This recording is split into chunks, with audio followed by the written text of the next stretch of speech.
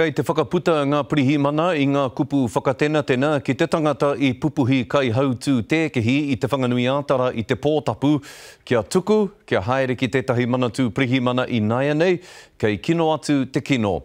Ko te tangata e whakatena hia nei e rātau ko Dylan Nuku e 26 ngā tau. Me te aha, hei tā ngā pirihimana he tangata mō rea, he tangata e maupū tonu ana.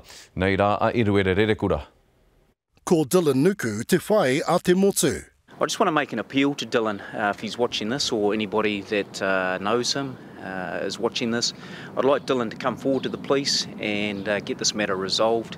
E whakapaetia ana nā nuku tēnei kai taraiwa takehi I pupuhi ka whara noa tana pokuhiwi. I am very lucky. Even my doctor say you should try a lotto. I am very lucky, yes. Hei tāna ki haia nuku I whakai ki te utu, a I pupu ake te riri. The lady, she jumped out fast, and then he jumped out fast, and then he comes just next to me, you know, and then get out the car.